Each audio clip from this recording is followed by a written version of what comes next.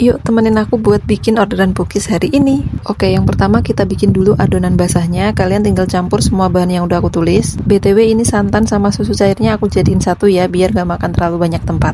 Setelah adonan santannya mendidih, kita masukkan susu kental manis dan kita aduk sampai rata. Kalau sudah tercampur rata, bisa kita angkat dan lanjut kita bikin adonan selanjutnya. Siapin bowl, kita masukin 100 gram gula pasir, 3 butir kuning telur, dan 2 butir telur utuh. Lanjut kita mixer sampai adonannya itu mengembang dan kental berjejak. Sambil nunggu adonan telurnya mengembang, kita bikin dulu adonan biangnya. Siapin gelas dan kalian tinggal masukin semua bahan yang udah aku tulis. Kita campur semua bahan jadi satu, tuang air hangat dan kita aduk sampai rata. Setelah tercampur rata, kita diemin sampai raginya ini mengembang.